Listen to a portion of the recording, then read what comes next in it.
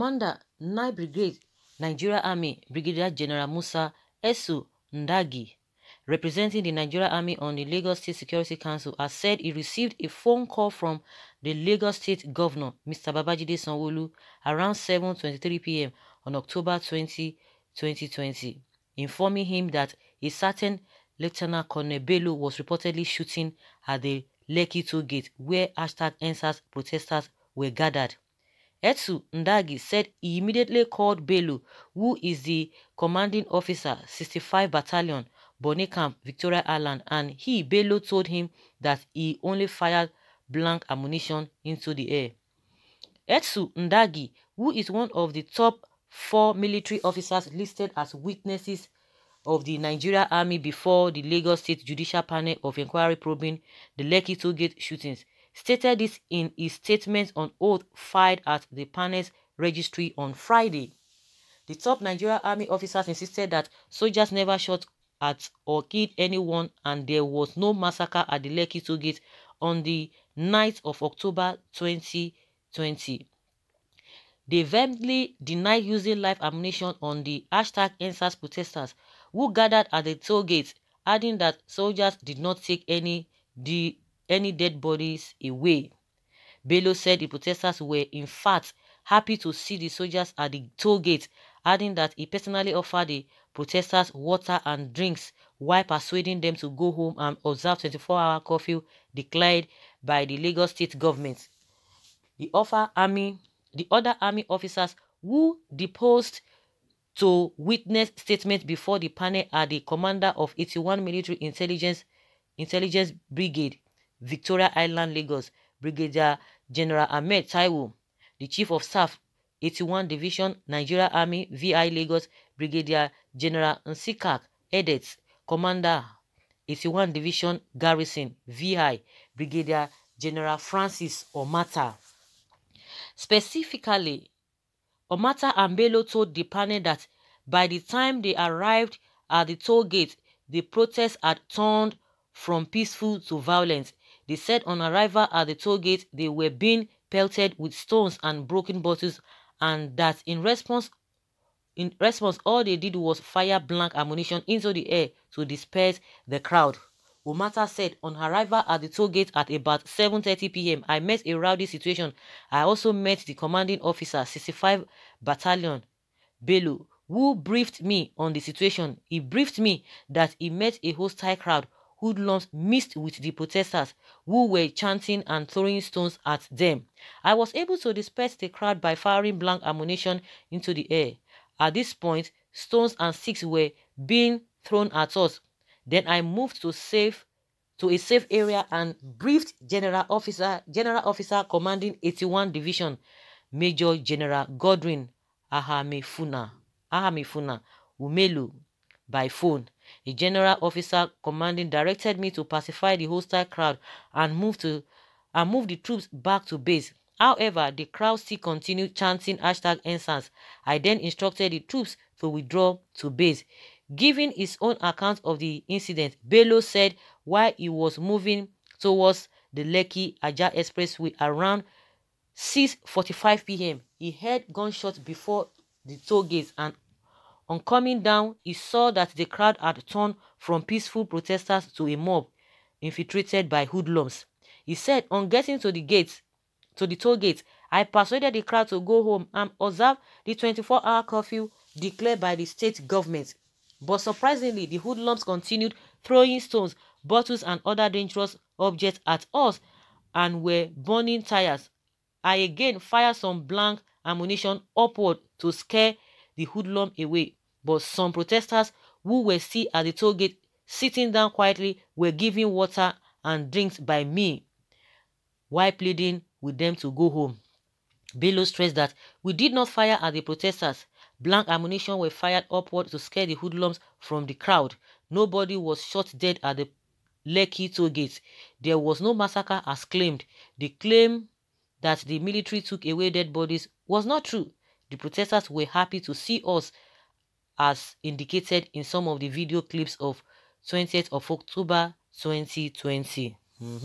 These are the things they've been talking about. But what we are hearing now is that the governor again said they called them. They called this that they should go there. They should do that. You know, this particular place. We talked about the other. We've been talking about this whole thing that the army has been saying that that it was even the army that were attacked, that not the protesters. That particular place has been the spot that people have been eating and drinking and marrying and dancing. So how come that the hoodlums were not there? And again, this Omata, we heard in one account when he said, because it was the one that mentioned the Bello, the officer that was sent there. And it was when he was not calling Bello to stop, he was not calling his name, trying to introduce himself, that this and that they should stop, they should stop. That was when the protester got his name, that he was not the one that was there, because after the whole thing happened, the second day, this Francis Omata name came out and everybody was calling his name, that you did this, and he now later explained himself that it was not him, it was Bello. Now, I told somebody that this man is going to change his mouth. He's going to change everything. And that is exactly what we are hearing. And you think he's going to indict the army. It's not going to be possible. Well, this story should be told to kids. Don't worry. What a man sow, he and his generation will soon repeat. Very unfortunate to read what they are saying and lying. These people think we are stupid. Do military guys go out with blank rounds? No. Medicine after death. Kone Bello, kone Odegbami, kone Nwosu, kone Ugbemudia, kone Mudiaga, kone Akachuku, kone. We don't tire for fake news. Okay, you better fold your company. Well, if possible, I think it will also be a good thing to bring those that lost their loved ones and the evidence, so that the army will stop all their claims. But the evidence were there that your soldiers shot.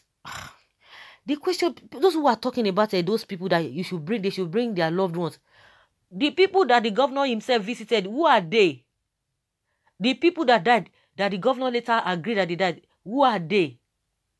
So what evidence do we need until we start having like 100, 200, 1,000 people on the, lying down? So that is when these people will really believe this whole thing. Let us even take the account of the governor, Governor Sanwo. He said he visited, not that he visited some people at the hospital, and he later confirmed that 2 people died. So what evidence do we need again? Well, this is the same useless army that runs away from Boko Haram. They first denied they were never there. Now they are singing like birds. See the murderer you people accepted as governor. This northern two is responsible for the Lekki massacre. What we have as rulers in Nigeria are a group of criminals and liars. The citizens need to take on them now as a matter of urgency. Fabricated story. You guys kill them.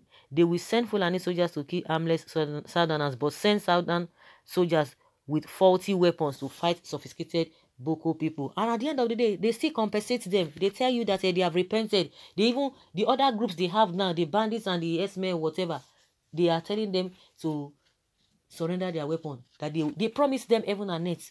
You see, when people are saying some things, ordinarily by default, you just be like, oh, I want to be, it's not you want to be, definitely, you have to like, those things that people are saying about being tribalistic, you see it, we see it, unless you don't just want to say anything.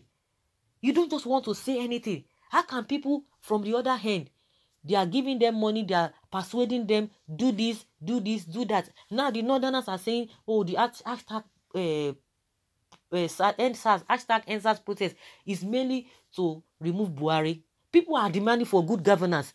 People are talking about police brutality. You are not concerned about that. The only thing they can just think of is that they want to upturn or they want to remove Buhari. People will talk about a good governance. Everything is all about they want to remove you. They want to remove you.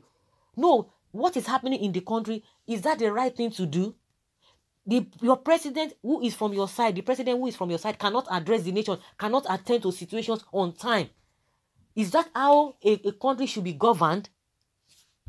So guys, let us hear your opinion from the account of all this army, because I don't know what they are talking about.